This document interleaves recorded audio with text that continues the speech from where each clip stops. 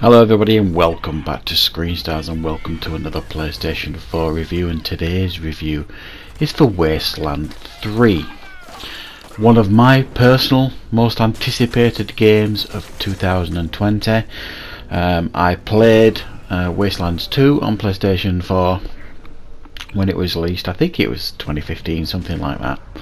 I really enjoyed that game, and that game as well as this game is from the original creator of the Fallout series, and I think, or I believe, both games were kickstarted. Now, where to start really with Wasteland 3? It's essentially, it follows on from the last game. Now, on the last game, your base was kind of destroyed at the end of it, and in this game, the Rangers are heading to Colorado as they've been offered an opportunity by the Patriarch who runs Colorado for almost like an endless supply of supplies and things like that to help them get started again in Arizona.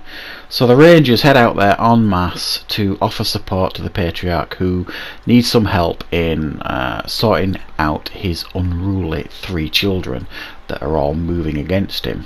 However, on the way, the Rangers are ambushed and wiped out, and you are the only 2 characters remaining. So once you get over this intro, you are then given the opportunity to create 2 custom characters to start the game. And that is the first real strong point of this game, is the character customization. Now, if you've played Wasteland 2, you will feel immediately at home in regards to the character customization. It's a little bit more polished than Wasteland 2, the character customization a little bit more accessible, but essentially you get the opportunity to create what kind of character you want your character to be. And this is one of the few games that makes you put real thought into character creation and party variety as well, which we'll talk a little bit more about. And I personally think there's very few games in this genre that succeed at doing this. And the reason why you've got to put real thought into character creation is if you create characters that are just all carry big guns, that's all they carry, like, flamethrowers and heavy machine guns, rocket launchers, that kind of stuff, and you fill out your character creations with just those characters, you're not going to get very far in this game. Same if you just made everybody snipers. You're free to do that if you want, however you're not really going to get very far in the game. You're going to struggle very much. So you've got to vary your character creation. For example, the first character that I created, I made him the leader.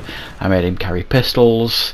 I made him good at first aid. I gave him strong charisma and good negotiation skills. You've got kick-ass and kiss-ass. Well, I made him a kiss-ass because he's the leader. He's not going to be really horrible with people. The second character, I made a tank, basically. I made him carry heavy weapons, very strong, and I gave him the hard-ass ability. And as you continue into the story, a little bit further on, a couple of hours into the game, you're given the opportunity then to create another 2 characters. So this next character I created like a sniper, and then a melee character. And then you then have the opportunity again a little bit further into the game to add 2 ready-made characters within the game. So you can have 6 party members in total in your game, 4 that you create yourself and 2 that are already in the game. So it's the last 2 that you want to put in there. You want to maybe have some that have skills that you don't already have in the team. So I've got one who carries an assault rifle, and I think the other one's like a second sniper, but you can swap and change them, because as you get into the game, you get almost past the tutorial stage, you get like your own base of operations that you can recruit people into that base who will upgrade it, because you've got things like an armory, you've got like a brig, you've got like a mechanical place, you've got a medical bay, all those sort of things you've got in your base of operations. And early on in the game, you need to find and recruit people that can run those sections of your base. So you keep going back to your base, you can recruit new people as you move into the game. and other people will drop out your party, and you can include other people into the party. Or you can make poor decisions in the game that will force people to leave your party if they don't agree with those decisions. And that is, again, one of the massive strong points of this game, is the choices and the consequences to those choices that you get in this game. There's very few games, like tactical games like this, isometric turn-based strategy games a la XCOM, that have heavy consequences for decisions, and this game is absolutely chock full of them. There's barely a decision that you make in this game that doesn't have some form of consequences. From very early on, it sets the mood, this game, and it's really good in that sense.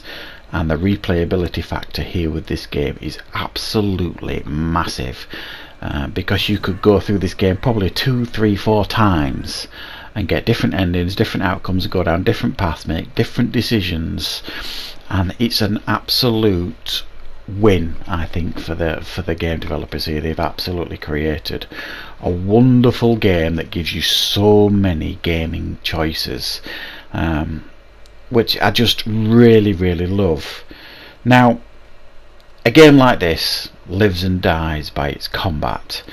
And anybody, I think most people that are going to play this game will be fans of this type of game, a la turn-based strategy games, very much like XCOM, which I am. They're amongst my favourite games, these sort of games.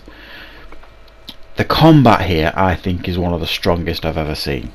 It's not perfect. There are I'll talk a little bit with things that I don't think work sometimes in the combat, but the combat is great, especially if you have a party that has got so many different variety of combat skills, and as you level up your characters, you when you change the perks and the attributes and things like that, it gives you different skill sets, really that will give your characters a real advantage in combat.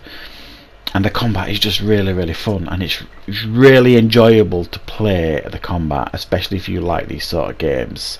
It's impactful, it's not overly punishing. Sometimes you'll play these games and it's like a roll of the dice almost, whether you hit them or not. It doesn't feel as punishing as that in this game. If they should hit them, they will hit them the majority of the time. And it's even got an almost like a VAT system here. It's got like a precision shot where you could target certain areas of the body, and it feels like a VAT system in Fallout as well. I just think the combat really is very effective and really enjoyable. But like I say, it's not perfect. I think it's a little bit sloppy in how it sets up battles, and by that I mean you can walk into an area where there are enemies are. You'll see these red circles that will give you, if you walk into them circles, they will spot you fairly quickly, and then combat will start, and they quite a lot of the times will have the first opportunity to take a shot against your party. You've got the opportunity to get the upper hand. However, it's very time consuming, because you have to control each member of your party and place them at certain places, and then begin the combat almost to take the initiative. And it just feels a little bit clumsy. You know, I think it could have maybe been a little bit more user friendly how they started battles, but once the battle starts, I don't really have any complaints at all in regards to how the combat works. It's very fun, very entertaining.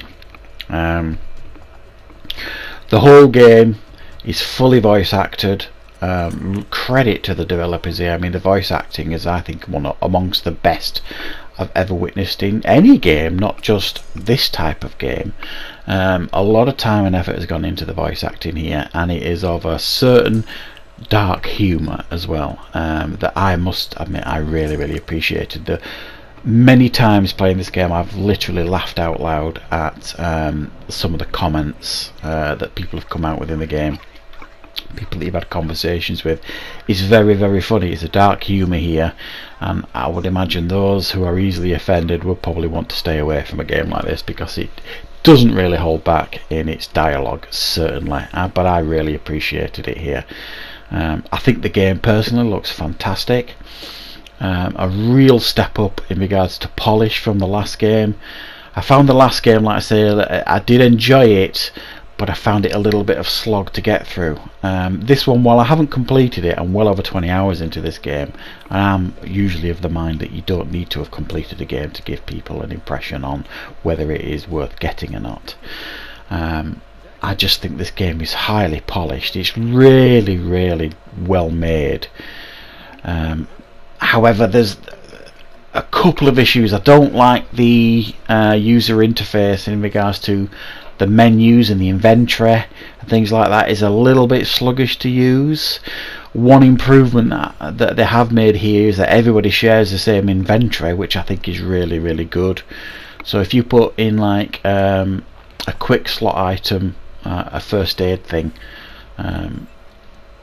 that character has got access to all of them, if you like, as everybody does. I think in the last game you had to put things in people's specific inventories for them to have access to them. You don't have that here. Everybody shares the same inventory, which is very, very useful, but the inventory can get very messy very, very fast. There's a lot of loot to pick up here, some of it useless, some of it very, very good. There's a huge wide variety of weapons, and you're going to want to upgrade people's skills, the lockpicking skills, mechanic skills, nerd stuff skills. All these skills will allow you to access everything this game has to offer.